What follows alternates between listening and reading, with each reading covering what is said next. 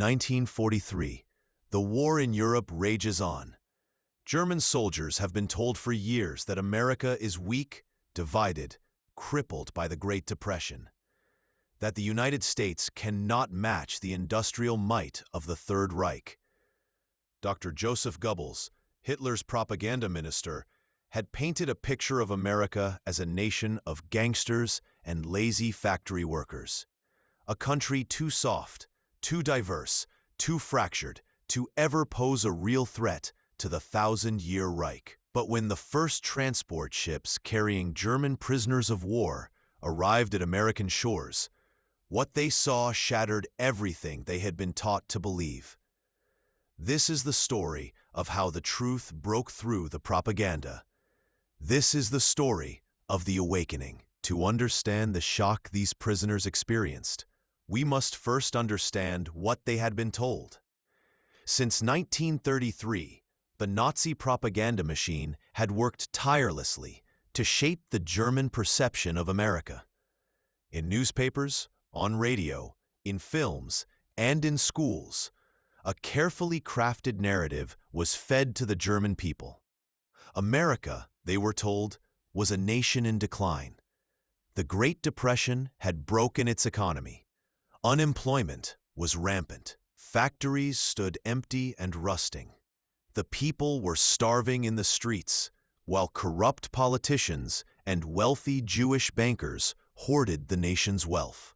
In cinemas across Germany, newsreels showed carefully selected images. Breadlines in New York, dust storms in Oklahoma, homeless camps in California. The message was clear. America was too weak, too broken, too divided to fight a modern war. Young German soldiers like Hans Dietrich believed every word. Born in 1920 in Bavaria, Dietrich had grown up in the Hitler Youth. He had never known a Germany without Nazi rule. He had never heard a voice that contradicted the official narrative. When he joined the Wehrmacht in 1939, he carried with him absolute certainty. Germany was strong. Germany was united. Germany would prevail. America was nothing to fear. November 1942. The deserts of North Africa. Operation Torch had brought American forces crashing into German-held territory. The Afrika Korps, once considered invincible under Rommel's command, was being squeezed between British forces advancing from the east and fresh American troops from the west. Oberleutnant Franz Weber had been fighting in North Africa for 18 months. He had seen the British. Tough fighters, well-trained, but limited in numbers and supplies. He expected the Americans would be easier. The first American units they encountered seemed to confirm this. Green troops, uncertain in combat, making tactical mistakes. Weber and his men pushed them back easily. But then came the planes, wave after wave after wave. American bombers and fighters, so many that they blocked out the sun. The Luftwaffe tried to intercept them, but for every German plane, there seemed to be 10 American ones. Weber's unit was hit by an airstrike on November 15th. When the dust cleared, his tank was destroyed. Half his men were dead, and he was lying in the sand with a shrapnel wound in his leg. American soldiers found him 3 hours later. As the medic bandaged his leg, Weber noticed something strange. The Americans had a jeep specifically for medical evacuation.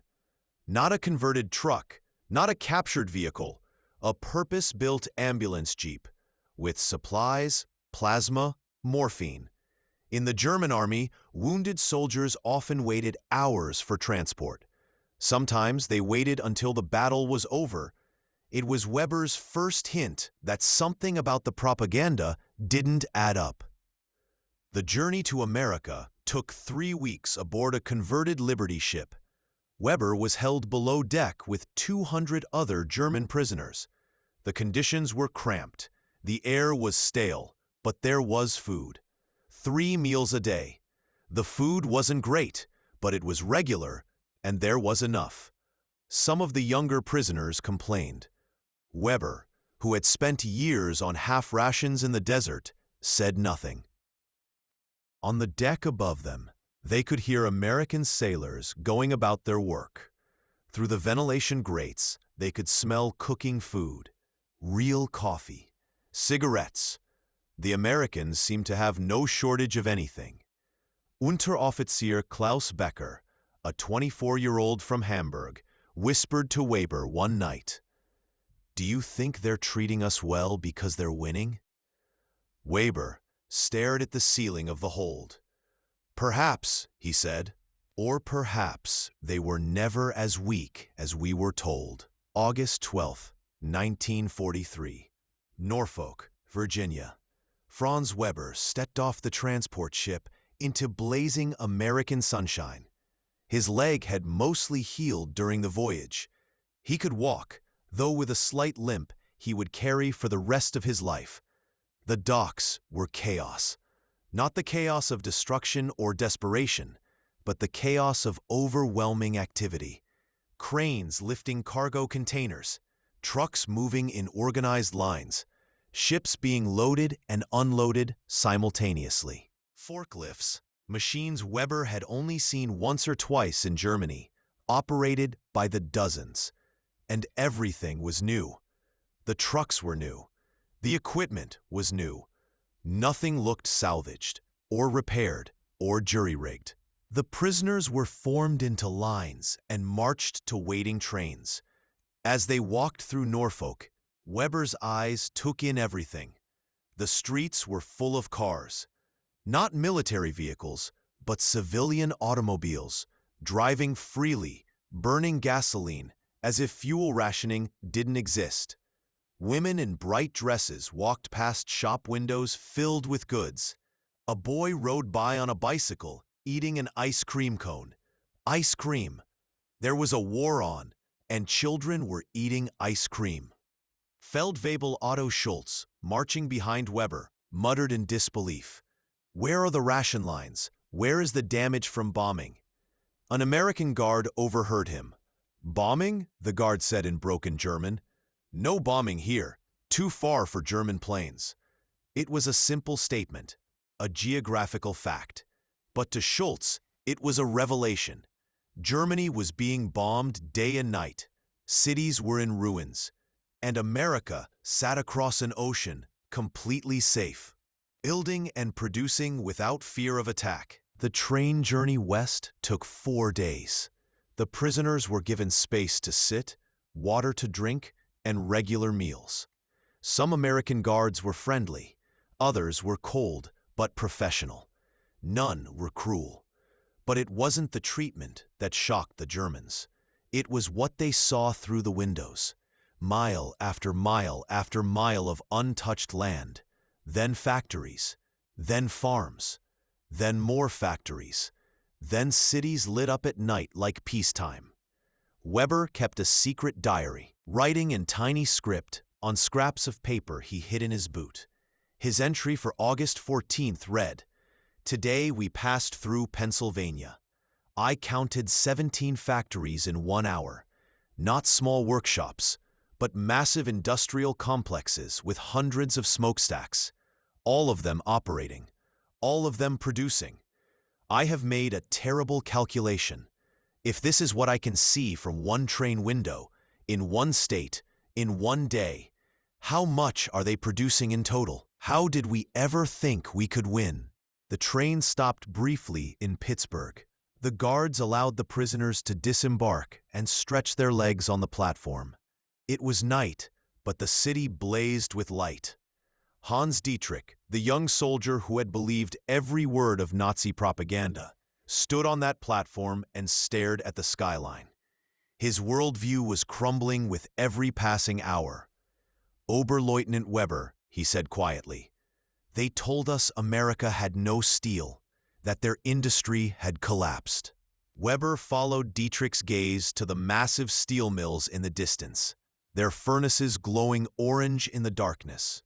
"They told us many things," Weber replied. I am beginning to think they told us very little truth. Camp Concordia, Kansas. A prisoner of war camp, built on flat farmland, surrounded by barbed wire and guard towers. It would be home to over 4,000 German prisoners by the end of 1943. The prisoners expected harsh treatment. They expected hard labor and poor conditions. They expected to be punished. What they got instead was something far more disturbing to their understanding of the world. They were treated according to the Geneva Convention. The barracks were simple but weatherproof. Each prisoner received a bed with a mattress, 2 blankets, and a pillow. There was running water. There were toilets. There was a mess hall that served 3 meals a day. Otto Schultz couldn't believe it. In the German army, he had often slept on the ground or in freezing bunkers. His rations had been reduced twice due to shortages. He had gone days drinking water from shell craters. Here, in an enemy prison camp, he had better living conditions than he'd had as a soldier in the Wehrmacht. The camp commander, Colonel Robert Miller, addressed the new prisoners through an interpreter on their first day. "You will be treated fairly and in accordance with international law," Miller said. "You will work, but you will be paid for your labor. You will have access to mail, recreation, and medical care. Your cooperation is expected. Your human dignity will be respected." After the speech, Klaus Becker turned to his friend, Heinz Müller, and whispered, "Is this some kind of trick? Are they trying to make us soft before interrogation?" But the interrogation never came. There was no torture, no midnight beatings, no starvation. Just routine, work, meals, and time to think. The camp had a library. It contained books in German, English, and other languages. The prisoners were allowed to read newspapers, American newspapers, with news from the front. At first, the German officers forbid the enlisted men from reading them. "American propaganda," they declared, "lies to break our morale." But curiosity overcame obedience. In secret, the prisoners read, and what they read was astonishing. Articles about factories opening, not closing. Stories about rationing, yes, but mild rationing. 1 pound of meat per person per week. That was more than most German civilians were eating. Advertisements for products, cars, radios, washing machines. Companies promising, when our boys come home, they'd have products waiting for them. The prisoners began to realize America was fighting a total war with only a fraction of its economy. The civilians were barely inconvenienced. The factories were producing for both the military and domestic consumption. Germany had mobilized every resource, converted every factory, conscripted every man, and was still being outproduced 10-1. Hauptmann Dieter Hoffmann was a committed Nazi. He had joined the party in 1932. He believed in German superiority. He believed the Führer was leading them to inevitable victory. In the camp, he organized the faithful, a small group of prisoners who still believed, who still saw themselves as soldiers of the Reich, who waited for the day Germany would win and they would return as heroes. He refused to read American newspapers. He refused to believe what other prisoners told him. He called them defeatists and traitors. But reality has a way of intruding on even the most devoted believer. Under the Geneva Convention, prisoners of war could be required to work, but not on anything directly related to the war effort. In America, this meant agricultural work. Klaus Becker was assigned to a work detail on a farm owned by a man named John Patterson, 40 miles from Camp Concordia. Every morning, a truck would pick up 20 prisoners and drive them to various farms in the area. Patterson was a wheat farmer. His sons were overseas, one in Europe, one in the Pacific. His farm was over 600 acres, and he worked it with his wife, his elderly father, and now German prisoners of war. The irony was not lost on anyone. On the first day, Patterson showed them the work: harvesting wheat, operating machinery, maintaining equipment. He was gruff but fair. He expected hard work, and in return, he treated them decently. What shocked Becker wasn't the work, it was the equipment. Patterson had two working tractors on a single farm, operated by one family. In Germany, entire villages shared a single tractor, and fuel was so scarce that horses often pulled plows even in 1943. Patterson used his tractors every day. He had fuel delivered to his farm in 50-gallon drums. He didn't ration it. He didn't hoard it. He just used it, as much as he needed. Becker approached Patterson one afternoon. His English was poor, but he managed to ask, "Mr. Patterson, gasoline not rationed?" Patterson laughed. "Oh, it's rationed, son. I get coupons like everyone else. But it's enough for what I need. Government makes sure farmers have what we need to keep producing." Becker nodded slowly. In Germany, farmers were often the last to receive fuel. Sometimes they received none at all. One evening in September, Patterson's wife Mary invited the work detail to have dinner before returning to camp. The guards allowed it as long as they supervised. The prisoners sat at a long table in the Pattersons' backyard. Mary brought out platters of food: roasted chicken, fresh corn, potatoes with butter, green beans, fresh bread, iced tea, real butter, not margarine or substitute, but actual butter. The prisoners ate in silence, overwhelmed. After dinner, Mary apologized. "I'm sorry it wasn't more," she said through the interpreter. "With rationing, it's hard to make a proper spread." Klaus Becker stared at her. He thought about his family in Hamburg, his mother, who hadn't seen butter in over a year, his sister, who carefully divided a single loaf of black bread to last 3 days, his father, who gave most of his rations to the children. "Mrs. Patterson," Becker said carefully in broken English, This is more food than my family sees in 1 week. You apologize for this feast." Mary Patterson looked at him with genuine surprise. "Oh, you poor boys," she said softly. "You must be so far from home." That night, as the truck drove them back to camp, the prisoners were silent. Finally, a young private named Ernst spoke. "My brother is in Stalingrad," he said quietly. "If he is still alive. He is eating rats and frozen bread. We are eating chicken and butter. The enemy is feeding us better than our own army feeds our soldiers." No one responded. What could they say? The truth was undeniable now, impossible to ignore, impossible to rationalize away. Germany was not winning this war. Germany could not win this war. In October 1943, a group of prisoners with engineering backgrounds was transferred to Camp Carson in Colorado. Among them was Oberleutnant Franz Weber.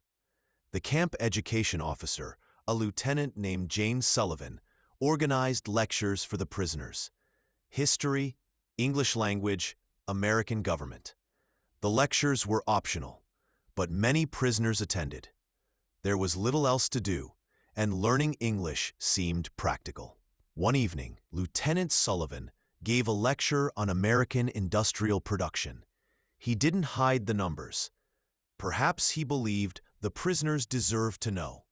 Perhaps he thought understanding the reality would prevent future wars. Whatever his reasoning, what he revealed was staggering. Sullivan wrote on the blackboard, "United States production, 1943.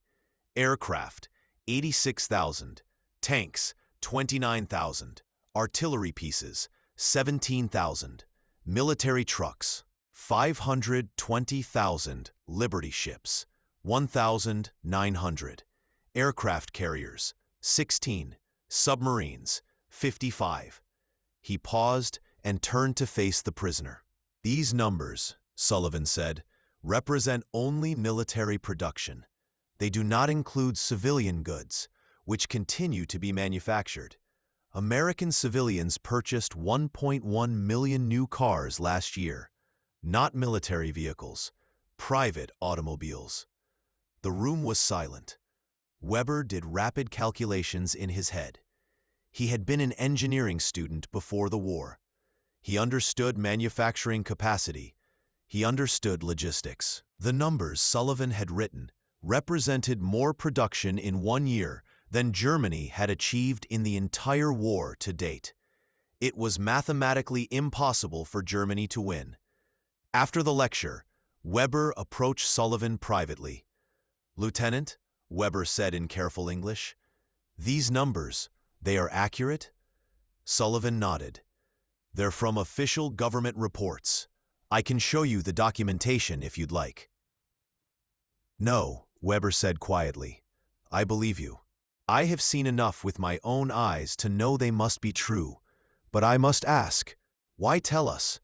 Why show us how badly we are losing?" Sullivan considered the question carefully.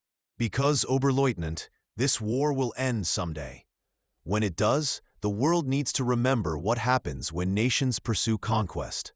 Your country chose aggression. These numbers represent the response. Perhaps if more Germans had understood the reality before the war started, different choices would have been made." Weber nodded slowly. "Perhaps," he said. "But propaganda is powerful, Lieutenant. We were told America was weak. We believed it because we wanted to believe it, because it was easier than accepting we might be wrong." That night, Weber couldn't sleep. He lay in his bunk, staring at the ceiling, thinking about everything he had seen and learned. He thought about the ships in Norfolk Harbor, the factories in Pennsylvania, the farms in Kansas and Colorado, the trucks, the planes, the endless supplies. He thought about Germany, the bombed cities, the food shortages, the Hitler Youth being sent to fight because there were no men left, the desperate V-weapon program, throwing resources at superweapons in hopes of a miracle. He thought about his younger brother, still fighting somewhere on the Eastern Front. He thought about his parents in Bremen, huddled in a cellar during bombing raids. And he thought about how many German soldiers would die before their leaders finally accepted what was obvious to anyone who looked at the numbers. The war was over. They just hadn't surrendered yet. Not all prisoners accepted the reality. Some held on to their faith in the Reich with desperate determination. Hauptmann Dieter Hoffmann was the leader of the true believers in Camp Concordia. He organized them into a group he called the Faithful. They met in secret, held makeshift military formations, and maintained military discipline as if they were still in the German army. They intimidated other prisoners who spoke openly about doubting Germany's victory. They enforced silence during American radio broadcasts of war news. They reported defeatists to the camp's senior German officer. Hoffmann needed to believe. His entire adult life had been devoted to the Nazi cause. His identity was wrapped up in German victory. To accept that Germany was losing would mean accepting that everything he had believed, everything he had fought for, was for nothing. So he didn't accept it. He looked at the abundance around him and called it an illusion, a trick, American propaganda designed to break German morale. In November 1943, Hoffmann's work detail was assigned to a factory in Michigan. Not to work in the factory, but to help with landscaping and maintenance around the grounds. The Geneva Convention was strict. Prisoners could not be forced to contribute to the enemy's war production. The factory was a Ford plant. It produced military trucks. For weeks, Hoffmann avoided looking at the factory itself. He focused on his work, raking leaves, trimming bushes, painting fences. He did not want to see what was happening inside those walls. But one day, he had to walk past a large window. He looked inside. The assembly line moved with mechanical precision. Workers in clean uniforms performing specific tasks, parts arriving at exact intervals, each truck taking shape as it progressed down the line. Every 69 seconds, a completed military truck rolled off the end of the line and was driven away. Hoffman stood frozen, watching through the window. Every 69 seconds, the plant operated 3 shifts, 24 hours a day. That meant, he did the math slowly, reluctantly, 1,252 trucks per day from one factory. Germany's entire truck production from all factories combined was approximately 1,000 trucks per day. One American factory was outproducing his entire nation. That evening, Hoffman returned to camp in silence. His fellow believers noticed immediately. "Hauptmann, are you well?" one of them asked. Hoffman didn't answer. He went to his bunk and lay down, staring at the ceiling. For 3 days, he said nothing.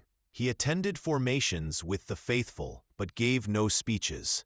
He enforced no discipline. He seemed hollow, emptied out. On the 4th day, he stood up during their secret meeting. "I cannot do this anymore," he said quietly. The room fell silent. "We have lost," Hoffman continued. "I know this now. I saw what they are producing. One factory. One factory makes more trucks than all of Germany. How can we fight this? How can we win?" One of his most devoted followers stood up angrily. "Herr Hauptmann, you cannot mean this. The Führer," Hoffman interrupted, "has led us into a war we cannot win. I have been blind. I have been a fool. And I will not be a fool any longer." He walked out of the meeting and never returned. 1944. The war news became impossible to ignore, even for those who tried. D-Day in June. Allied forces landing in France with overwhelming force. The newsreels showed thousands of ships, tens of thousands of vehicles, hundreds of thousands of men. The prisoners watched these newsreels during movie nights. American propaganda, yes, but the images were undeniable. How could Germany, which couldn't even protect its own cities from bombing, possibly repel an invasion force of that magnitude? In July, a new group of prisoners arrived at Camp Concordia. They had been captured in France after D-Day. They brought news from home that the camp's longer-term prisoners could barely believe. Berlin was in ruins. Hamburg had been firebombed. Cologne was rubble. Food rations had been reduced to starvation levels. Children were being drafted into the Volkssturm. Civilians were being executed for defeatist talk. The new prisoners were shocked by what they found in America. Klaus Becker, now a veteran of more than a year in captivity, served as their unofficial guide. "This is how they treat prisoners?" one new arrival asked, looking at the mess hall with disbelief. "We eat this well?" "This is how they treat enemies," Becker replied. "Now you understand why we cannot win. A nation this wealthy, this powerful, can afford to feed its enemies better than we can feed our soldiers." By August 1944, over 370,000 German prisoners were held in camps across the United States. The system had become routine. Work details, fair treatment, regular meals, mail from home when possible. Some prisoners received letters from family in Germany describing the devastation. The letters were often months old by the time they arrived, delayed by the chaos of war. Others received no letters at all. Their cities had been destroyed. Their families were dead or displaced or unable to write. Ernst, the young private who had mentioned his brother at Stalingrad, received a letter in September. It was from his mother.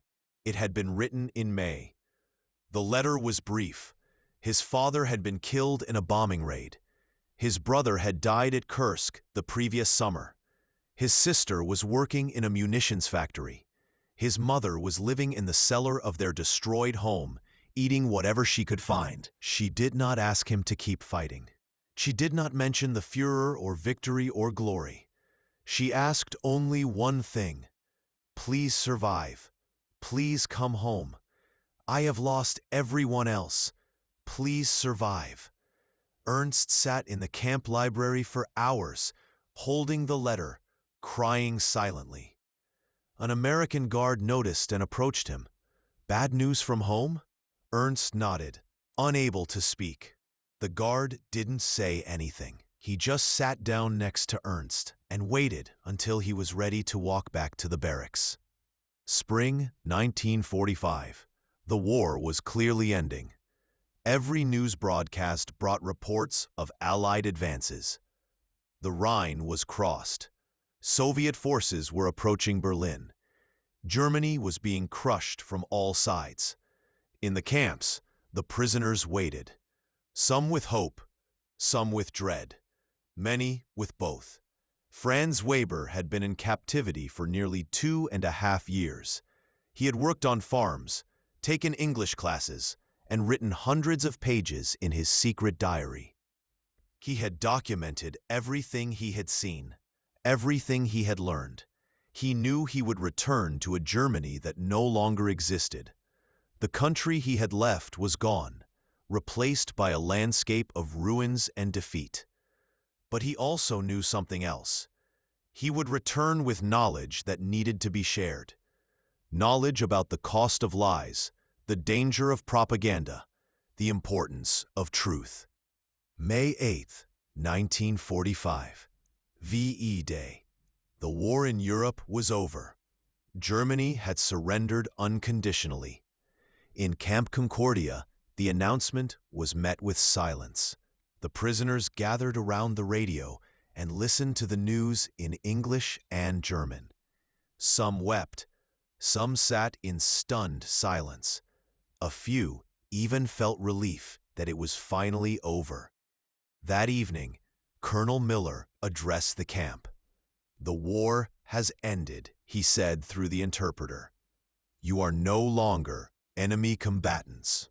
You are prisoners of war under international protection, and you will continue to be treated as such until you can be safely repatriated to Germany." He paused, looking out at the assembled prisoners. "Some of you will go home soon. Some will remain here for months or even years, until Germany is stable enough to receive you. I know many of you have families you are desperate to find. I know you are worried about what you will find when you return. All I can tell you is this: you have been honorable prisoners. You have worked hard. You have behaved with dignity. When the time comes for you to leave, you will leave with our respect. ... The repatriation process was slow. Germany was in chaos. Cities were destroyed. Infrastructure was gone. Millions of displaced people wandered the roads. The first prisoners began returning home in late 1945. Others would not return until 1946 or 1947. Some chose never to return at all, eventually immigrating to the United States legally when the opportunity arose. Franz Weber boarded a ship bound for Germany in March 1946. He carried his diary, carefully hidden, sewn into the lining of his jacket. He didn't know if he would be allowed to keep it, but he was determined to try. The voyage across the Atlantic took 3 weeks. This time, he traveled with a mix of anticipation and dread. Weber stepped off the ship into a different world. The city of his birth was barely recognizable. Entire neighborhoods had been erased. Rubble filled the streets. Hollow-eyed people moved through the ruins like ghosts. He made his way to what had been his family's home. The building was gone. A crater marked the spot. Through inquiries, he learned his parents had survived. They were living in a displaced persons camp 20 miles away. It took him 2 days of walking to reach them. The reunion was tearful. His mother had thought him dead. His father had aged 20 years in the 6 Weber had been gone. That night, sitting in their tiny shelter in the camp, Weber told them about America. His father listened in silence as Weber described the factories, the farms, the abundance, the industrial power that had crushed Germany's military. When Weber finished, his father said, "I knew. Not the details, but I knew. Anyone who thought about it honestly knew we could not win, but saying so was death. So we said nothing. We followed. We believed the lies because the truth was too dangerous." "Then we must never make that mistake again," Weber said. "We must never again let fear of truth lead us into catastrophe." Franz Weber became a teacher. For 30 years, he taught history and civics in a small school in West Germany. He never joined a political party. He never attended rallies. He never again accepted comfortable lies. He taught his students about the war, not about glory or heroism, but about the reality of industrial warfare, the cost of propaganda, and the danger of believing what you want to hear instead of what is true. He told them about his time in America, about the factories that ran day and night, about the Liberty ships produced in days, about the Ford plant that made a truck every 69 seconds. "This is why you must question," he told his students year after year. "This is why you must seek truth. This is why you must never let anyone, no matter how powerful, convince you that comfortable lies are better than uncomfortable facts." Klaus Becker returned to Hamburg in 1947. His neighborhood was gone, but his mother had survived. He found work as a mechanic and eventually saved enough money to emigrate to the United States in 1953. He settled in Kansas, not far from the farm where he had worked as a prisoner. John Patterson had died by then, but Mary Patterson was still alive. Becker visited her once. She invited him in for coffee. They sat in her kitchen, and she asked about his family. He told her about rebuilding his life, about his small apartment in Concordia, about his job at a local garage. "I never forgot that dinner," Becker said. "That night in September 1943. You apologized for not having more food. Mrs. Patterson, that meal showed me more clearly than any battle why Germany lost the war. You had abundance and didn't even realize it." Mary Patterson smiled sadly.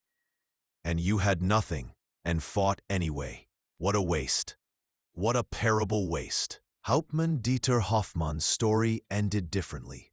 He returned to Germany in 1946, broken in spirit. The cause he had devoted his life to had been revealed as a lie. The victory he had been certain of had turned to ashes. He struggled with alcoholism for years. Eventually, he found his way to a small church in Bavaria. The priest there, a veteran who had lost an arm on the Eastern Front, helped him find a different kind of meaning. Hoffmann spent the rest of his life doing quiet penance. He worked with refugees. He helped rebuild homes. He never spoke of the war, never marched in parades, never claimed to have been anything but a fool who believed in false gods. When he died in 1978, his obituary was 3 lines in the local paper. He had requested no military honors, no flags, no ceremony. Just a simple burial and a simple stone that read, "Dieter Hoffmann, he learned too late."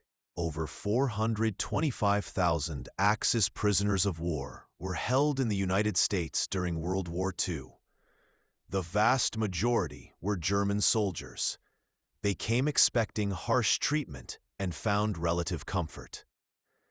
They came believing in German superiority and found overwhelming evidence to the contrary.